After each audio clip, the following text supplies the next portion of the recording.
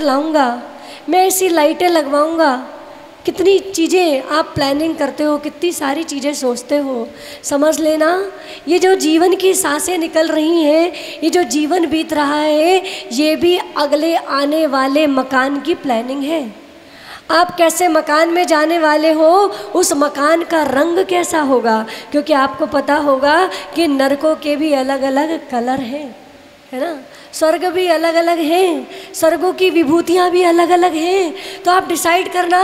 माता जी बड़ी अच्छी बात कहती हैं कि इन सांसों की ईंटों से आप नरकों की भट्टियाँ भी तैयार कर सकते हो, और इन सांसों की ईंटों से आप स्वर्ग के महल भी तैयार कर सकते हो। जैसे आचार्य भगवान कह रहे हैं क्या, ना में मृत्यु कुतो भीत, ना में मृत्यु कुतो, ना में व्याधि कुतो व्यथा। जब मुझे मृत्यु ही नहीं है तो डर किस बात का, जब मुझे रोग ही नहीं है तो घबराना किस बात का।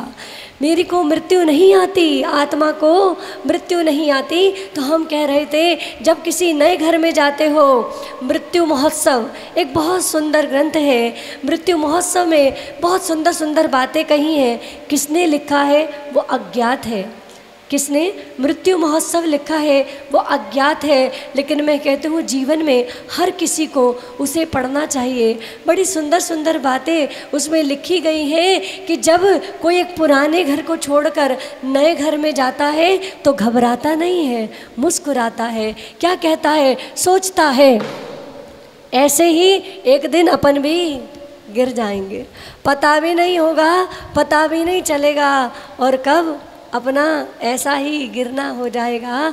लेकिन अपने को ऐसा जीवन जीना है कि गिर कर भी उठ सकें, गिर कर भी उठ सके, ऐसा जीवन हमें जीना है। चलेंगे आएंगे, और हम जिन भोगों में लगे रहते हैं, जिन घर और परिवार को, जिन संसार को जोड़ने में लगे हुए हैं, जिस पैसे को हम दिन रात जिसको जोड़ रहे हैं, उसके लिए आचार्य भगवान कितनी सुंदर बात कह रहे हैं।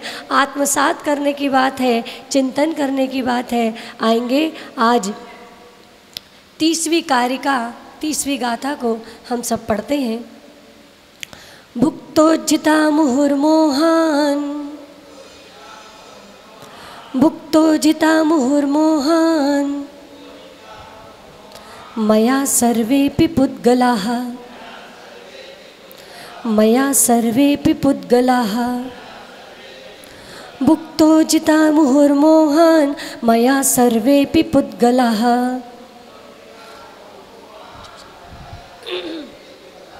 उच्छिष्टेष्वेव तेष्वद्य,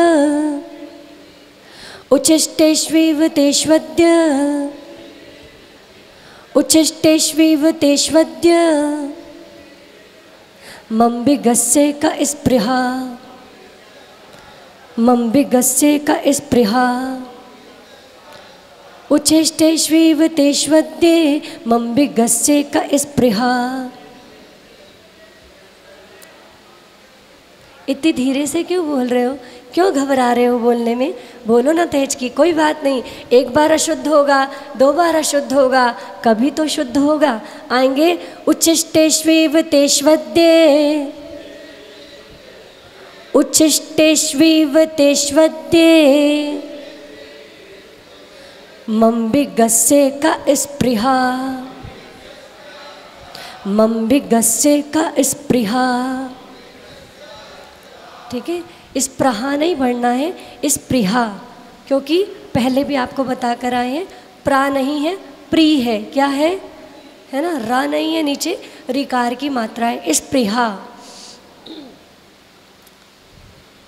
आपने भोजन किया, इतना भोजन किया, इतना भोजन किया कि भोजन को करने के बाद आपको वमन हो गया, अर्थात उल्टी हो गई। क्या? आपने भोजन किया और भोजन के बाद आपको उल्टी हो गई। क्या उस उल्टी को देखना पसंद करते हो? क्या आता है उसमें से? उसको देखकर घृणा होती है, उसमें से बदबू आती है ना। उसको जितनी जल्दी वो साफ हो जाए, जितनी जल्दी वो दूर हो जाए, ऐसी भावना रहती है। आचार्य भगवान भी यही कह रहे हैं। क्या? भुक्तो जिता मुहुर्मोहान मया सर्वे भी पुद्गला। ये सर्वे अपि जितने भी पुद्गला, ये पुद्गल है क्योंकि मेरी एक आत्म तत्व को छोड़कर, क्योंकि जीव अजीव आश्रम बन संबंध निर्जरा मोक्ष अपन सब पढ़कर आए और तत्व को हम पढ़कर आए हैं, जान कर आए हैं। इस जीवात्मा के अलावा सब मुझसे भिन्न है और जो ये देखने में आ रहे हैं ये पुद्गल परमाणु क्या कह रहे हैं, क्योंकि क्या कहा है, सद्द्रव्य लक्षणम। द्रव्य का लक्षण क्या है, सत है। और सत क्या है, उत्पाद व द्रव्य युक्तम सत। जो उत्पाद व और द्रव्य से युक्त है वो सत है। यानी कि जो पुद्गल है, पुद्गल क्या है, जिसमें उत्पाद होता है, जिसमें वह होता है, लेकिन फिर भी वो कैसा है, वो द्रव्य है, उसका नाश नहीं होता है। जो ध्रुव है, जिसका नाश नहीं हो रहा है, लेकिन उसकी पर्याय बदल रही हैं। आचार्य भगवान क्या कह रहे हैं कि सर्वे भी पुद्गला, ये जितने भी पुद्गल हैं मया, मेरे द्वारा।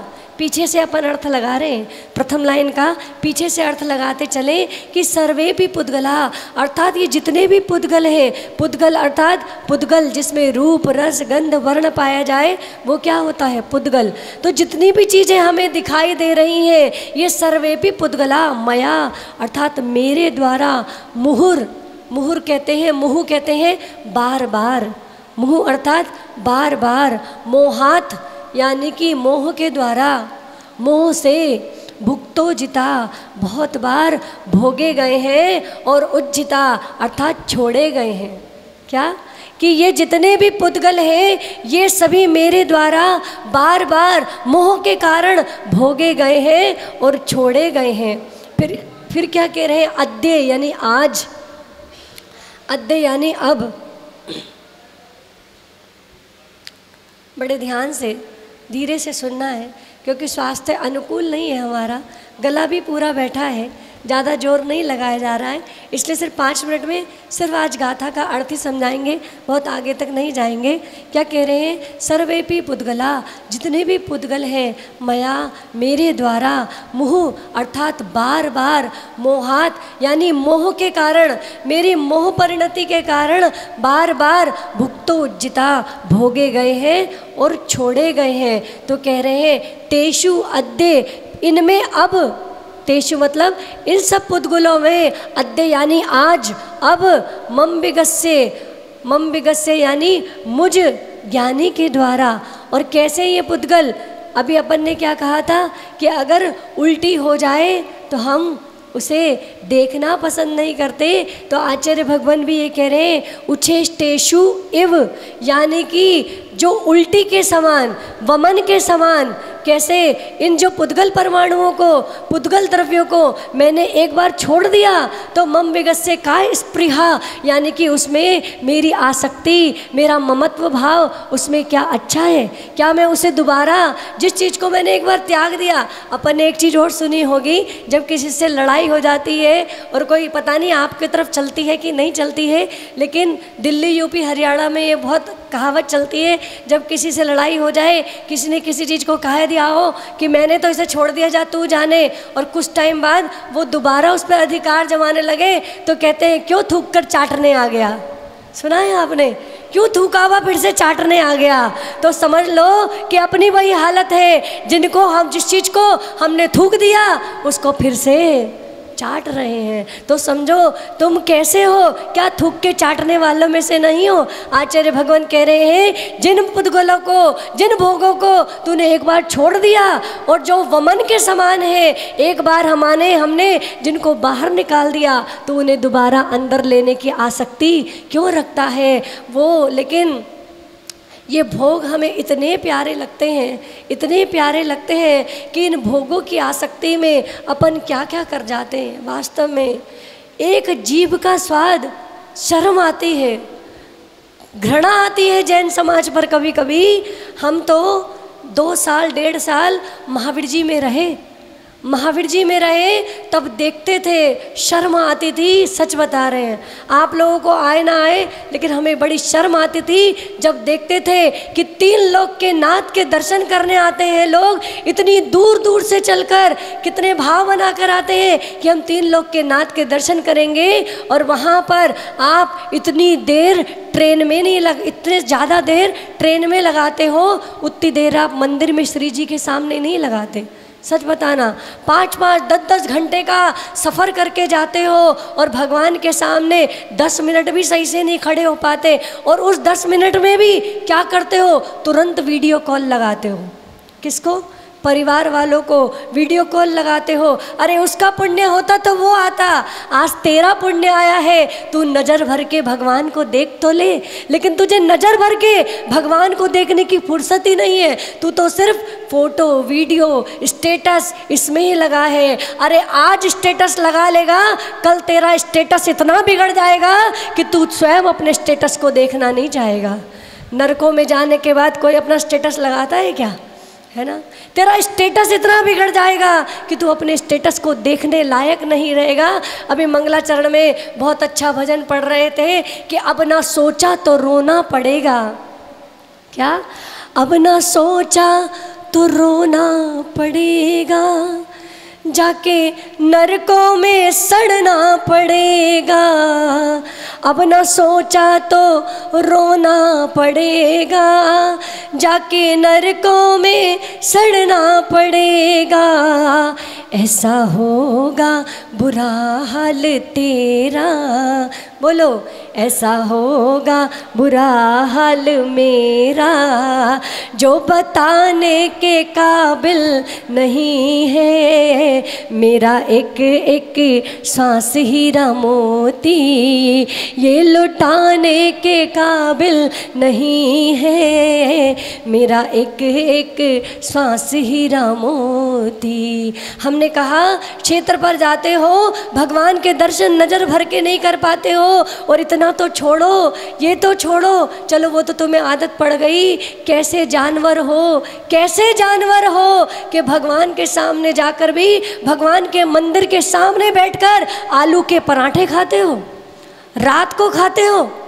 सच में हमने एक दिन एक दुकानदार से कहा कि भैया अच्छी बात नहीं, तुम अतिशय क्षेत्र में इतने बड़े मंदिर के सामने आलू के पराठे बेचते हो। तो उसने बड़ी अच्छी बात हमसे कही, हमारे ही मुंह पर तमाचा था, उसके मुंह पर तमाचा नहीं था। उसने कहा जब हम ब्रह्मचारिणी थे, दीदी आपके जैनी आकर खाते हैं इसलिए हम बनाते हैं।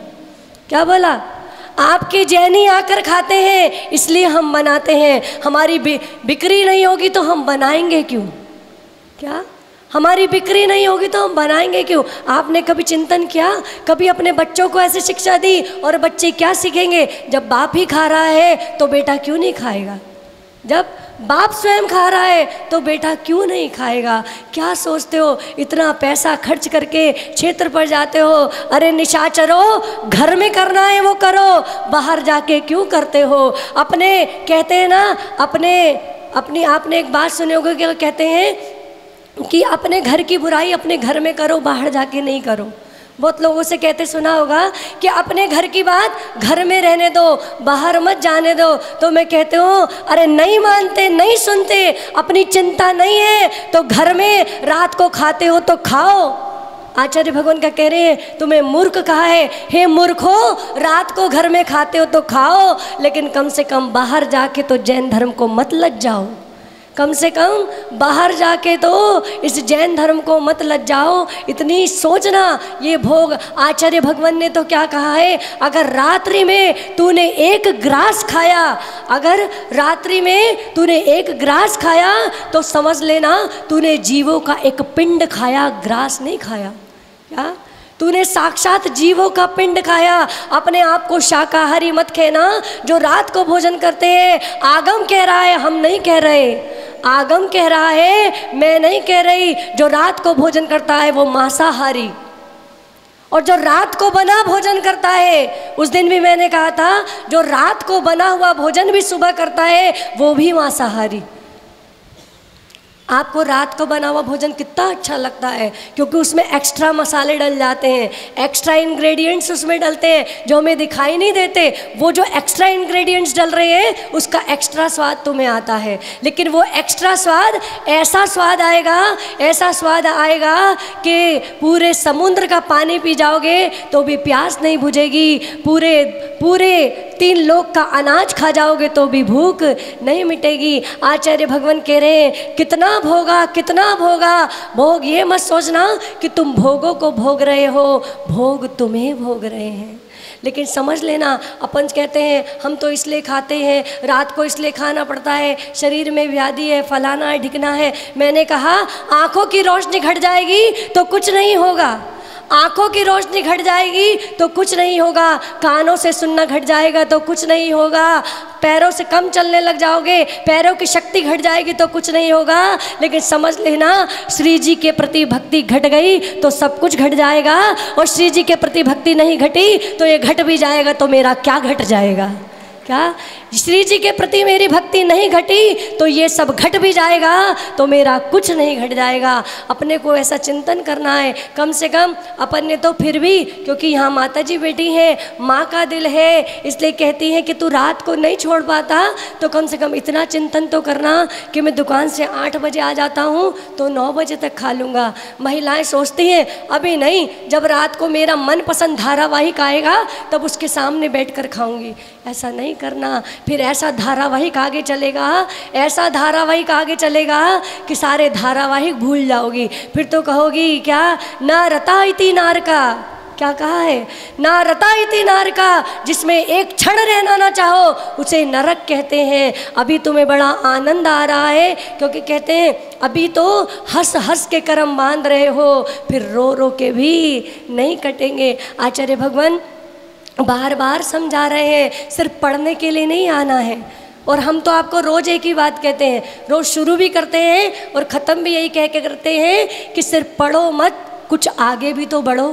सिर्फ पढ़ना नहीं है, आगे भी बढ़ना है, क्योंकि छोटे छोटे नियम एक दिन बहुत बड़े हो जाते हैं। घुटनों पर चलते चलते पैरों के बल चल जाते हैं। आप कब तक ऐसे ही घर परिवार में पड़े रहोगे? और घर परिवार में भी रहो, घर में रहना बुरी बात नहीं है, लेकिन घर को अपने अंदर रखना बुरी बात है। तो आचार्य भगवान कह रहे हैं कि ये जितने भी पुद्गल हैं, इन पुद्गलों को मोह के कारण मेरे द्वारा न जाने कितनी बार भोगा गया, छोड़ा गया। अब वमन के समान मैं उन्हें दोबारा ग्रहण करने की इच्छा रखूं, ये शोभा नहीं देता है। तो आए हम भी प्रयास करें कि हमने जो इतनी इतनी बार भोगा है, सोना पहना, चांदी पहनी, आज बताओ सोना होता है लेकिन पहन पाते हो क्या? सोना है, आपको खुशी है कि मेरे पास सोना है, लेकिन उसकी वो पहन नहीं पाते, लोकरों में पड़ा है। माता जी कहती हैं कि सोना जब गरीबों की, जब गले में चैन पड़ी होती है तो गरीबों की बस्ती में जाते हो तो भी दिल धड़कता है। किस लिए धड़कता है? चोरों की बस्ती में जाते हो तो दिल धड़कता है, और क्या कहता है, इस चैन को अंदर कर लूँ, कहीं कोई तोड़ के ना ले जाए। और जब अमीरों की बस्ती में जाता है तो भी दिल धड़कता है और कहता है इस चैन को बाहर तो निकाल लूँ, कोई देखे तो सही कि मेरे गले में भी चैन पड़ी है ना। ये सोना हराम कर देता है। ऐसे सोने का क्या करना? आप बड़े खुश होते हो चेक बुक देख देख के, जब वो पासबुक आती है ना निकल के, जब तो बड़े खुश होते हो, इतना बढ़ गया। मैंने कहा मर जाओगे तो सिग्नेचर चेंज हो जाएंगे। क्या? जब मर जाओगे तो अकाउंट में सिग्नेचर चेंज हो जाएंगे। तुम्हारे सिग्नेचर चेंज होए उससे पहले अपने जोड़ने का नेचर चेंज कर लो, ताकि तुम अगले भव में अच्छी जगह जा सको। आप बड़े अच्छे हो, बड़े ध्यान से सुनते हो, बड़े प्रेम से सुनते हो, बड़े गर्दन हिला हिला के सुनते हो, मुझे बड़ा अच्छा लगता है। मुझे ऐसा लगता है कि वास्तव में आप सिर्फ सुन ही नहीं रहे हो, गुन भी रहे हो, आप अनुभव ही नहीं कर रहे हो, आप उसका अनुकरण भी करोगे। लेकिन आप करो ना करो, वास्तव में माता जी के पास रहकर मैंने एक बात सीखी है, सच्ची बात है, सच बता रहे हो, क्योंकि दिल्ली की हवा तो सबको लगती है। हमने भी 18 साल दिल्ली की हवाई झेली है ना। तो हम जब संघ में आए तो छोटे थे, उतना ज्ञान भी नहीं था। तो दिल्ली में माता जी का 2007 की बात है, माता जी का चतुर्मास हुआ। हमने तभी संघ में नए नए आए थे, बहुत से लोग आते थे तो हमसे पूछते थे कि दीदी माता जी जन्म पत्री देखती हैं क्या, माता जी कुंडली देखती हैं क्या। तो हमने एक दिन माता जी से पूछा, माता जी कुंडली देखती है? माता जी ने कहा नहीं। तो हमने सहजता में कोई भी पूछता तो हम कहते थे माता जी कुंडली नहीं देखती, नहीं देखती। एक दिन हमारे ही मन में आया तो हमने माता जी से कहा, माता जी अपन क्यों सबको मना कर देते हैं, अपन कुंडली नहीं देखते, एक काम करते हैं, अपन एक पंडित जी अपॉइंट कर लेते हैं और कोई भी आएगा तो उससे कहेंगे भाई तू कुंडली रख जा, अभी माता जी व्यस्त हैं, 2 दिन बाद बताएंगी। क्या? अभी माता जी व्यस्त हैं, 2 दिन बाद बताएंगी तेरे को। तो मैंने जब माता जी से अपने ऐसे भाव रखे तो माता जी ने उस दिन मेरे को एक बड़ी अच्छी बात कही थी। माता जी ने कहा, घर दूसरों के लिए छोड़ा है कि अपने लिए छोड़ा है? हा? घर दूसरों के लिए छोड़ा है कि अपने लिए छोड़ा है? हमें स्वयं का कल्याण करना है। स्वयं का कल्याण करते करते दूसरों का कल्याण हो जाए उसमें कोई बुराई नहीं ली है, लेकिन दूसरों के कल्याण करने में हम अपनी पर्याय खो दें तो हमसे बड़ा मूर्ख और दूसरा कोई नहीं है। तो समझ लेना, मैं तो आते हूँ रोज़ आपको इष्टोपदेश की गाथा समझाते हो और रोज़ आपसे कहते हो कि जीवन में अनुकरण करो, जीवन में लाओ, अनुभव में उतारो। तो समझ लेना माता जी ने मुझे एक बात समझाई है कि जब इस आगम की गद्दी पर बैठकर बोलो तो ये सोचकर मत बोलना कि मुझे सामने बैठे लोगों को समझाना है। सोचना मुझे तो हर पल अपने परिणामों को समझाना है, हर पल अपने परिणामों को संभालना है। तो मैं तो अपने लिए बोलती हूँ, मेरे लिए अपने को समझाते हूँ। स्वयं को समझाते समझाते अगर आप भी समझ जाओ तो मैं अपने आप को बहुत सौभाग्यशाली समझूंगी। टीकमगढ़ के लोग तो बहुत अच्छे हैं, आपको दिन रात और हमेशा गुरुओं का आगम समागम मिलता रहता है, लेकिन चरण नहीं, आचरण भी छुओ, बढ़ो नहीं, पढ़ो नहीं, बढ़ो भी, और आप पढ़ेंगे नहीं, बढ़ेंगे भी। इस भावना के साथ मैं अपनी बात को यहीं पर विराम देती हूँ। जय बोली परम पूज्य आचार्य भगवान श्री वर्धमान सागर जी महाराज की, परम पूज्य आचार्य गुरुवर सुमति सागर सन्मति सागर ज्ञान सागर जी महाराज की।